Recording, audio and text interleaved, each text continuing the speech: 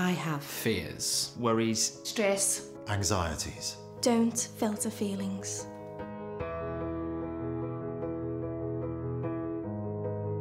It's like a dull whir that suddenly spins out of control. The idea that you can't actually turn your brain off. That's beyond your control. Well, it was like living in a bubble. It was like being in a dream. Part of a film that you had no control over the storyline with. It was weird. You just thought this couldn't happen to you, it wouldn't happen to you. You'd seen it in TV programmes, but this wasn't real life. On the outside, I always want to appear my best. Like most of us, I want to filter my life so it looks great. Not just to you, but to me as well. 4 years ago, I started to suffer from anxiety, but at the start, I didn't know that it was anxiety. I just knew that I didn't feel myself at the time. This questionnaire popped up and it said, are you a highly functioning depressive? So I thought, I've never heard of that term before, so I opened it up and I done the quiz and I just burst into tears.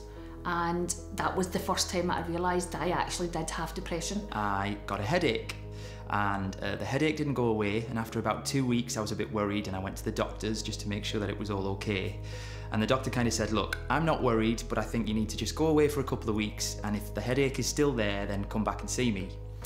But what I did was I Googled all my symptoms and started reading all of this really scary stuff, and it really affected me, and I became more and more worried and more anxious, and it kind of convinced myself that I had something really, really terrible and dreadful. At the time I felt out of control, and I think something that I ended up taking control of was my weight, how much I was eating, exercising. I myself experience from time to time moderate to severe periods of anxiety, you know, where leaving the house, little things, meeting friends, any form of situation can be really scary, leave me to short of breath, I don't want to leave the house. I suffered quite badly from depression when I was in university, and on and off since, actually. And it was when I learned how to talk about how I was actually feeling that I started feeling better about myself. It was when I was hiding it away from everyone that it was the most destructive. So I booked myself into the GP the next morning, took the article with me, and I couldn't even look at her. I couldn't even read it to her. She had to read it herself. And we both came to the conclusion that, yeah, I actually had depression. But what the most devastating thing about it was I'd actually had it for 21 years. There is no logical reason why you feel like that. Tends to make it worse because I can't rationalise it. It doesn't make sense. I became quite obsessive. I'd get on the scales every morning before work, and then if I had lost weight, I'd almost feel like that was a reward to myself. If, on the other hand, I'd gained weight, I'd make sure that I ate less throughout the day. I'd be really conscious about the level of exercise, so I'd get home and go running maybe like 9 o'clock at night just to try and burn some calories. I felt very stressed, very tight. I felt like my brain wasn't my own. I became very paranoid.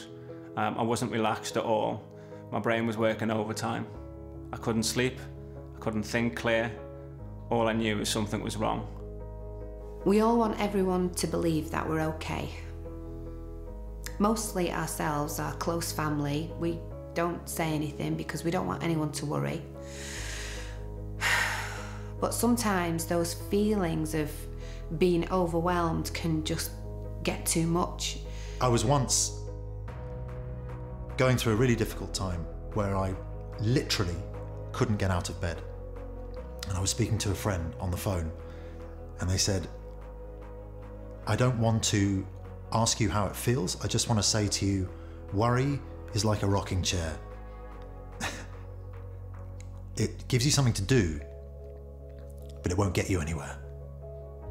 And because it made me laugh, I suddenly looked forward to the moments when I could view my situation like that.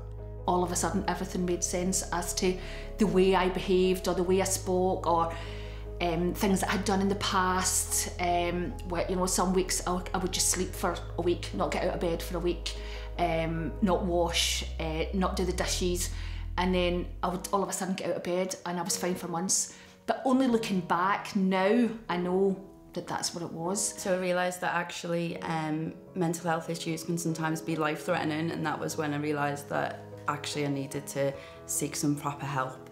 And that's exactly what I did, and actually people were much more welcoming to that than I'd expected. I've been through times where I haven't felt good enough. I've not really believed in myself, and sometimes you just want to give up. But what I've learned, the biggest thing I've learned, is to not feel ashamed about how you feel or what you're going through. I noticed that it started to have an impact on my physical health. So I think at that time, that was probably at the worst point. And then I started to speak to like friends, family about it, and realised that, you know, how I was feeling, it wasn't that it was wrong, but it wasn't right, and I needed to do something about it. I went to see a therapist and spoke to her and kind of said, this is where I'm at. So one day I came into work and I found out that I had to do the big stunt of the year, which is a lot of pressure in itself. But just having that diagnosis just totally overwhelmed me. And I spoke to my designer, Faye, who was incredible. She knew before my husband even knew. I had to do a lot of talking to friends and family to understand how these thoughts had come about, what they actually were, the fact that most of them weren't real. So we had a long chat together.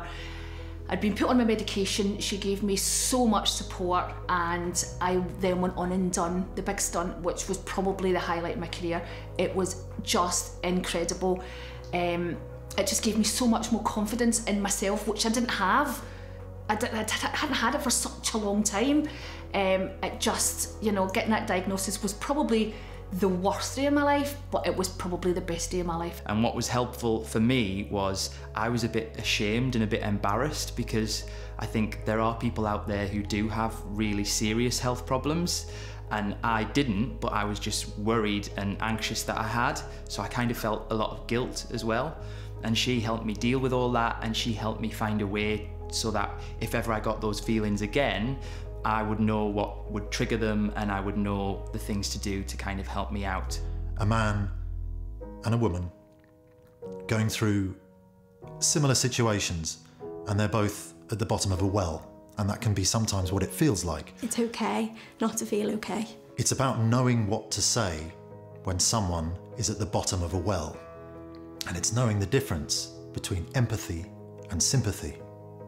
Sympathy is often about disconnection, talking to the person at the bottom of the well and saying, "You okay down there? You need anything? You need a sandwich?" And often judging their situation by trying to make it better. You have to immerse yourself in the good things in life. Family, friends, they're the important things. Empathy is about climbing down into the bottom of the well and sitting with that person and saying to them, "I don't know what you're going through, and I'm not going to judge you, but I'm just pleased that you've told me." And I've been so grateful for the amount of times I've had someone there with me to say, "Just tell me and I won't judge." The more I opened up about my mental health issues, the more that other people would open up to me, and you realise that you're not on your own. Because I think sometimes having mental health issues can make you feel quite lonely, because you feel like the only one that's going through it, where actually the more you open up about it, the more you realise that it's quite a human condition. My friends and family taught me that there is nothing wrong with feeling like that, and I think a lot of people do feel like that, and that's why I'm here today, just to say that loads of people suffer from anxiety or different mental health disorders, and there's lots of different ways to kind of get over that, but I think the first thing to do is speak to people about it. I know there's people out there who haven't got that relationship with family, but I do know that there are people out there who can always listen. I always find sort of reaching out to help other people in similar situations to yourself can also bring you a lot of joy and happiness. I mean, I haven't even spoken to my family about it. My son doesn't know. Most of my friends don't even know. So if I can do this today, which is a big deal, then you can do it too. Find somebody, speak to them. Today, I'm trying not to filter and be honest and tell other people out there that it's okay to not filter feelings. But I might do again today. I probably will. But when you need to, that is when you have to talk to somebody. We all have mental health. We all have to look after our heads. So take your time, relax, and enjoy each moment as it comes. And have them listen and, you know, tell me it's totally fine to feel like that, because it is, and it's fine that you don't know why you feel like that, and it will pass, is so, so helpful.